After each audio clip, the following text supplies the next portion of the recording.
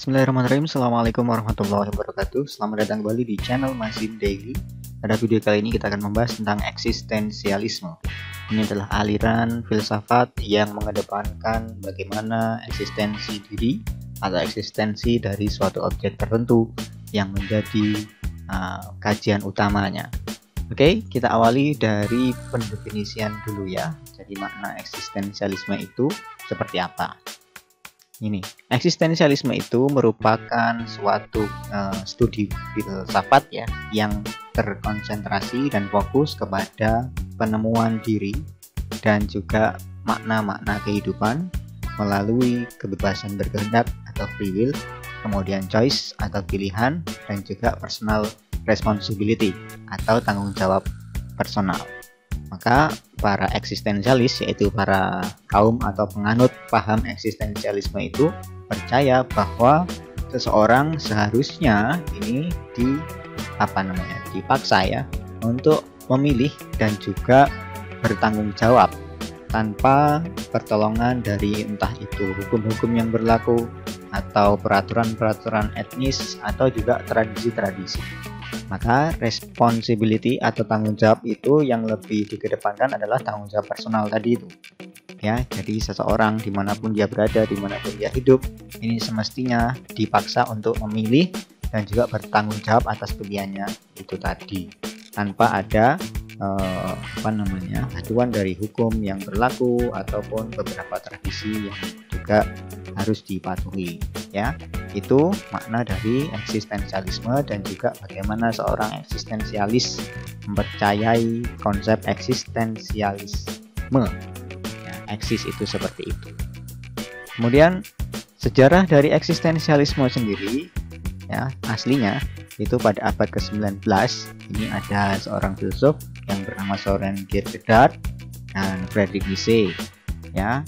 Ini meskipun juga menggunakan makna atau kata-kata eksistensialisme di dalam karya-karya mereka. Pada tahun 40-an dan 50-an ini ada Jean-Paul Sartre, Albert Camus, Simone de Beauvoir ya. Ini menggagas beberapa tulisan-tulisan penting di dalam tema-tema eksistensialis ya, eksistensial tema. Ya, seperti ya bisa dikatakan beberapa tema yang sudah saya sebutkan di sini ya. Ada bagaimana seseorang itu mengalami alienasi, pengasingan ya, atau ya kebosanan, keabsurdan, ketidakmungkinan, kebebasan, ya, komitmen dan juga ketiadaan. Konsep-konsep seperti ini yang berkaitan dengan eksistensi dari suatu objek atau subjek ya. Ini sudah banyak ditulis oleh beberapa tokoh eksistensialis dari Prancis.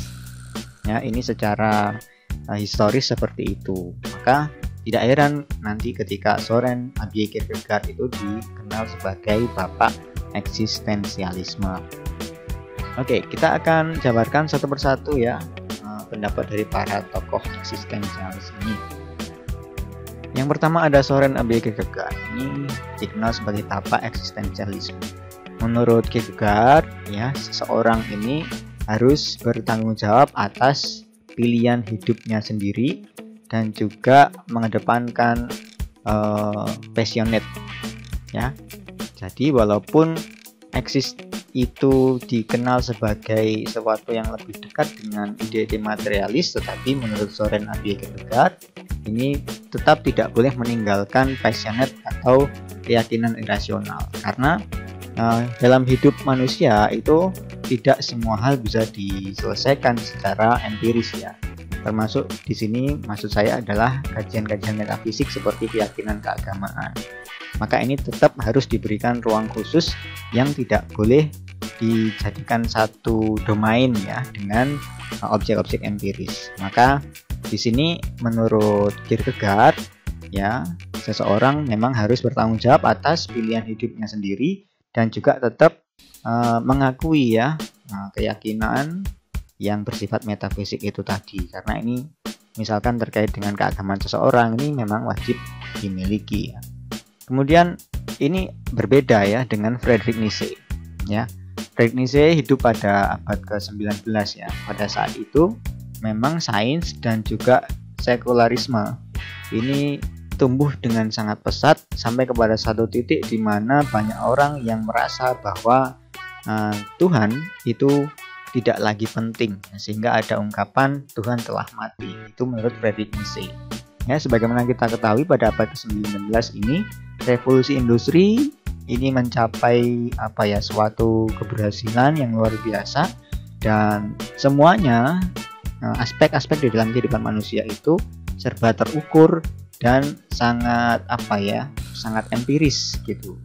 Maka orang-orang ini banyak yang berpandangan bahwa ya sudah, semuanya ini bisa diselesaikan secara mekanis, bisa diselesaikan secara empiris gitu. Maka banyak orang yang kemudian meninggalkan ajaran-ajaran keagamaan. Ya, banyak agama yang ditinggalkan sehingga muncul suatu anggapan bahwa Tuhan itu sudah mati. Semuanya bisa diatur sendiri oleh manusia dan juga penemuan-penemuan yang telah berhasil dikemukakan oleh para penemu sebelumnya. Kemudian tokoh yang ketiga ada Jean-Paul Sartre. Ini ya, jadi orang-orang eksistensialis itu memulai dengan eksistensi manusia dan juga menekankan bahwa manusia itu harus membangun makna-makna dan juga tujuan-tujuan hidup mereka sendiri. Ya, ini menurut Jean-Paul Sartre. Maka ada ungkapan yang sangat representatif dari ide eksistensialisme milik Jean-Paul Sartre ini, bahwa eksistensi itu mendahului esensi. Ya, jadi sebagai contoh seperti ini. Ini sama-sama ada anak manusia yang baru lahir gitu, katakanlah kembar. Ini walaupun keduanya sangat mirip ya, hampir tidak ada perbedaan, tapi mestinya tetap ada ya satu atau dua titik yang berbeda. Karena setiap manusia itu unik gitu ya. Nah, ini yang mewakili istilah ini, eksistensi mendahului esensi, itu seperti ini. Sama-sama lahir pada hari yang sama, bahkan mungkin di menit yang sama, hanya berbeda detik gitu ya. Tapi kita tidak bisa menentukan nanti di masa yang akan datang bayi yang lahir duluan tadi akan jadi polisi misalkan, atau bayi yang lahir belakangan akan jadi dokter. Kan tidak ada yang bisa menjamin itu ya, kecuali nanti kalau sudah terjadi 20-30 tahun yang akan datang, baru kita bisa lihat apakah kedua bayi ini akan berprofesi sama atau berbeda, kan begitu. Jadi eksistensi itu mendahului esensinya. Maka inilah yang kemudian membuat ide eksistensialis ini begitu banyak digemari atau digandrungi oleh masyarakat pada saat itu, karena lebih konkret begitu. Nah, oke, saya akan tunjukkan beberapa karakteristiknya di aliran eksistensialisme ini. Yang pertama, eksistensi mendahului esensi, sebagaimana yang dicetuskan atau dikemukakan oleh Jean-Paul Sartre tadi. Ya, tak kasih contoh begini. Nah, kita menanam bibit ya, katakanlah teman-teman punya bibit buah mangga misalkan ya. Kita tanam itu biji mangga itu, ya, kemudian kita tunggu beberapa tahun berikutnya akan menjadi pohon mangga, kan begitu. Tidak mungkin yang seandainya kita menanam bibit mangga kemudian munculnya durian, kan tidak mungkin. Maka ini untuk benda-benda lain ya, untuk benda atau makhluk hidup yang lain, ini yang berlakukan esensi yang mendahului eksistensi. Tetapi kalau untuk manusia, ini eksistensilah yang kemudian mendahului esensi. Ya. Kemudian menekankan kehendak bebas dari manusia. Ya, sekali lagi di dalam ide eksistensialisme ini, kebebasan berkehendak dan pilihan-pilihan hidup ini harus disertai dengan tanggung jawab personal, kan begitu tadi. Maka keadaan natural manusia itu, ya, keadaan alamiah manusia itu dipilih melalui pilihan-pilihan hidup, dan setiap orang pasti memiliki pilihan hidup dong, dan tentunya pilihan hidupnya juga tidak mungkin sama persis ya, ada perbedaan pasti. Seseorang itu dikatakan dalam kondisi terbaik ketika dia berjuang menghadapi sifat-sifat individual dan juga berjuang untuk hidupnya. Ya, ini bukti konkret bahwa orang itu eksis. Maka seseorang yang dianggap eksis itu bukan berarti orang yang memiliki misalkan akun media sosial dengan jumlah follower yang banyak jutaan atau puluhan juta misalkan. Bukan itu yang disebut eksis ya. Bukan orang-orang yang punya postingan foto banyak kemudian dapat like banyak, komen banyak, bukan seperti itu. Tapi eksis di sini yang lebih penting adalah bagaimana kita berjuang untuk hidup kita dan memilih pilihan-pilihan hidup yang tersedia disertai dengan tanggung jawab personal. Berikutnya, ini ya, jadi pilihan-pilihan hidup, keputusan-keputusan itu diambil bukan tanpa tekanan dan konsekuensi. Artinya sebaliknya ya, seluruh keputusan-keputusan yang diambil oleh manusia itu pasti ada tekanan dan konsekuensi di dalamnya atau yang terjadi setelahnya kan. Misalkan hari ini kita memilih pergi kuliah naik sepeda. Konsekuensinya apa? Ya simpel saja. Nanti ketika sampai kampus misalkan kita akan merasa sedikit letih kan gitu. Itu konsekuensi logis. Kecuali kalau kita naik motor.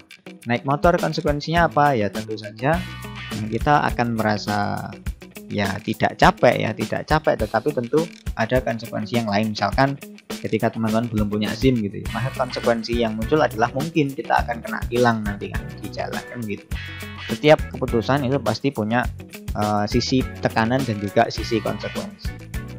Lalu ada beberapa hal yang tidak rasional yang harus tetap kita yakini gitu, sebagaimana yang dikemukakan oleh Søren Kierkegaard tadi. Ya, sekali lagi eksis itu bukan hanya sesuatu yang tampak saja, tetapi yang memotivasi di balik penampakan itu ini sebenarnya memiliki peran penting di dalam kehidupan manusia. Misalkan kekuatan doa, dorongan motivasi, itu kan semuanya hal-hal yang metafisik ya. Maka meskipun ini tidak empiris ya tetap harus kita kita yakini juga keberadaannya. Kemudian personal responsibility atau tanggung jawab personal dan juga suatu kedisiplinan itu sangat krusial di dalam hidup manusia. Ya, ini tidak perlu saya jelaskan karena semua mungkin ya mestinya sudah paham lah terkait dengan tanggung jawab personal itu. Apa yang kita ambil ya, keputusan yang kita dapat, yang kita hasilkan itu pasti harus didasarkan pada suatu keyakinan dan dilaksanakan dengan baik, dan itu merupakan sesuatu yang krusial. Begitu pula dengan kedisiplinan. Lalu ini ya, society atau masyarakat itu tidak alami dan suatu keyakinan tradisional dan juga aturan-aturan sekuler itu terkesan semena-mena. Kenapa demikian? Ya kita tengok saja misalkan di Indonesia ya. Ada peraturan-peraturan yang tertulis di dalam undang-undang misalkan, atau juga yang tidak tertulis, misalkan moral value atau juga nilai-nilai kemanusiaan, nilai norma sosial dan lain-lain yang itu walaupun tidak tertulis tetap diyakini dan dipatuhi oleh masyarakat hanya dalam rangka untuk menciptakan misalkan ketertiban umum dan juga keamanan, kenyamanan kan begitu.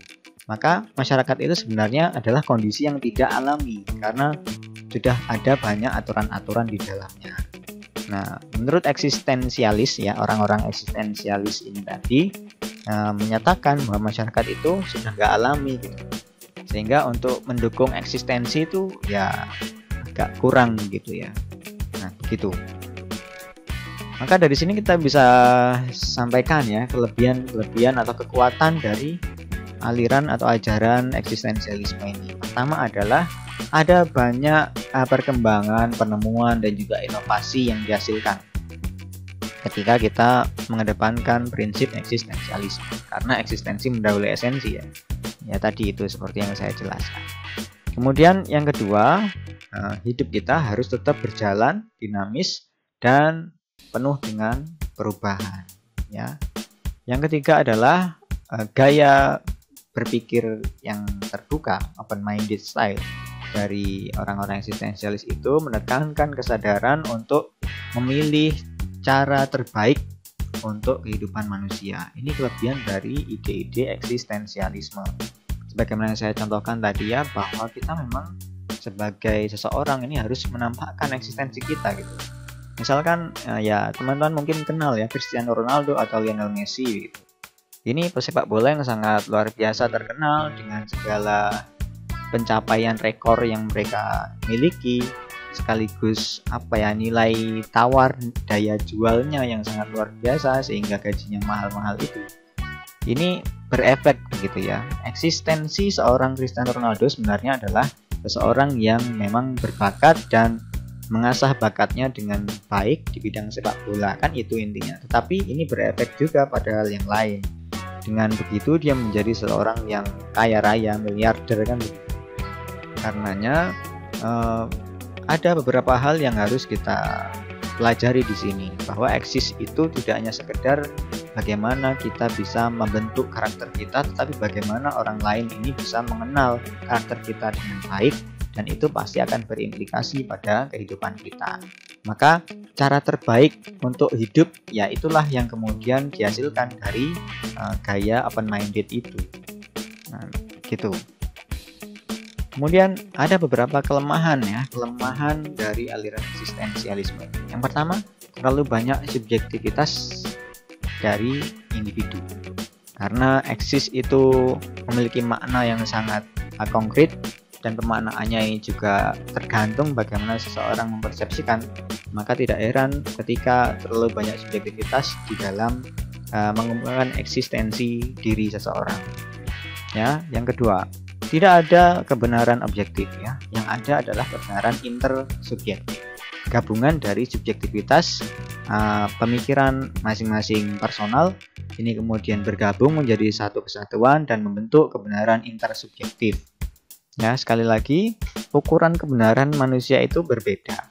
Ya, ukuran standar eksisnya seseorang itu juga berbeda. Maka misalkan kita akan memaknai konsep kebahagiaan itu seperti apa sih? Kebahagiaan menurut satu orang dengan orang lain pasti berbeda. Karenanya tidak ada kebenaran objektif. Yang ada adalah gabungan dari kebenaran subjektif yang akan menjadi sebuah kebenaran intersubjektif itu. Itu kelemahan dari eksistensialisme itu di situ. Kemudian kelemahan yang lain, orang-orang eksistensialis ini juga menolak seluruh universal moral creed ya. Artinya nilai-nilai moral yang berlaku universal itu ditolak karena tidak mungkin ada nilai universal di dalam kehidupan sosial manusia. Ini selaras dengan ide dari positivisme kemarin ya, yang dicetuskan oleh Auguste Comte kemarin itu. Dan yang keempat adalah orang-orang eksistensialis ini menolak konsep kebersamaan.